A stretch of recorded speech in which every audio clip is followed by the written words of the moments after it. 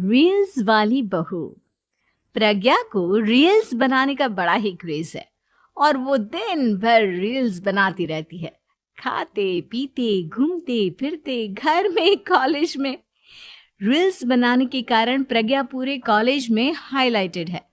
जहां उसकी रील्स सभी को पसंद आते हैं, वहीं मनीषा चिंता में डूबी रहती है। एक रोज जब खाते हुए प्रज्ञा रील्स बना रही होती है, तब मनीषा कहती है, 1 मिनट भी चैन नहीं है इस लड़की को। ये नहीं कि खाना तो आराम से खा ले, लेकिन नहीं, अरे थोड़ी देर रील्स नहीं बनाओगी तो आसमान नहीं टूट पड़ेगा। अरे मम्मी, इसी को तो कहते हैं डिटर्मिनेशन।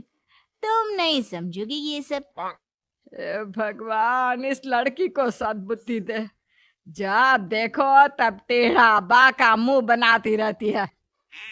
मनीषा की बात का प्रज्ञा पर जरा भी असर नहीं होता और वो खाते खाते रील्स बनाती रहती है।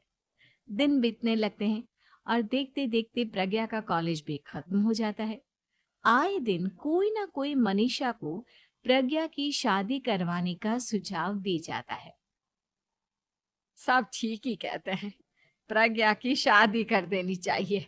अपने घर के काम काज में व्यस्त हो जाएगी तो खुद ही ये रील्स और नाच गाना बंद हो जाएगा।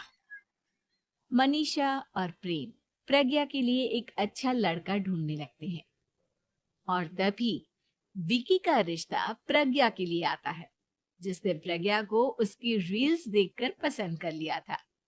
अगले दिन विकी अपने माता पिता के साथ प्रज्ञा के घर पहुंच जाता है और प्रज्ञा साड़ी पहने हाथों में चाय की ट्रे लिए उनके सामने आती है। जब विकी को पसंद है तो हमें भी बहू पसंद है। बहन जी, आप बारात की तैयारी कीजिए। एक बार लड़का लड़की अकेले में बात कर ले तो अच्छा रहेगा। हाँ हाँ, क्यों नहीं। मनीषा विकी को प्रज्ञा के कमरे में भेजती है, जहाँ प्रज्ञा पहले से ही रील्स बना रही होती है। तभी विकी कहता है, आ गए आपके साजन जी। हमारे साथ ये रील्स कंप्लीट करती तो और भी अच्छा रहता। अच्छा जी, अब आ ही गए हैं तो बना ही लेती हूँ आपके साथ। दोनों मिलकर रील्स बनाते हैं। जब वी मीट और तुरंत पोस्ट भी कर देते हैं। फिर विकी कहता है, जब आप साड़ी में चाय लेकर आए तब मुझे लगा कि कहीं मैं गलत घर में तो नहीं आ गया। अब सही है। दोनों की शादी पक्की हो जाती है और शादी के दिन भी प्रज्ञा रील्स बनाने से चूकती नहीं। यहाँ तक कि बारात के समय भी नाचते हुए रील्स बनाती है।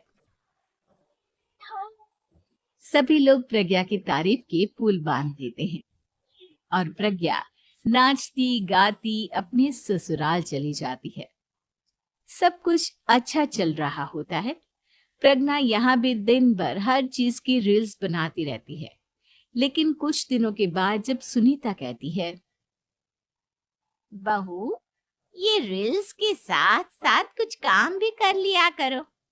वैसे तुझे और क्या क्या बनाना आता है? मम्मी जी, वैसे तो सब कहते हैं कि मैं सब कुछ अच्छा बनाती हूँ, लेकिन मुझे लगता है कि मैं मैगी अच्छा बना लेती हूँ।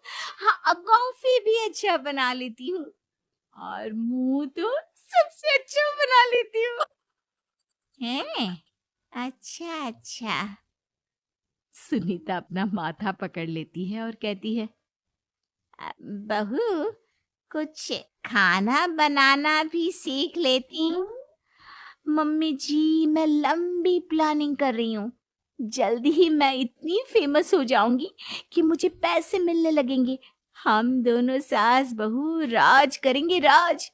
नौकर काम करेंगी और लोगों की तो लाइन लगेगी हमसे मिलने के लिए। तेरा दिमाग खराब हो गया है क्या बहू? हंसी मजाक तक ठीक है, लेकिन इस तरह घर नहीं चलते।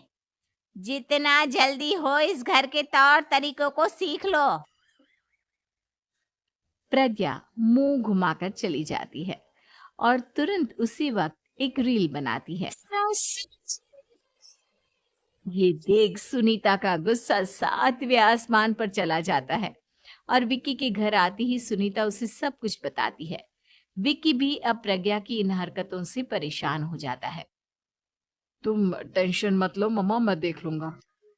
विक्की कमरे में जाता है तो देखता है कि प्रज्ञा रील्स बना रही है। विक्की बड़े ही प्यार से प्रज्ञा से कहता है, प्रज्ञा, इन सब के लिए मैं तुम्हें मना नहीं कर रहा हूँ, लेकिन फिर भी हर वक्त तो ये अच्छा नहीं लगता ना। समझने की कोशिश करो, मुझे भी तुम्हारा थोड़ा वक्त चाहिए।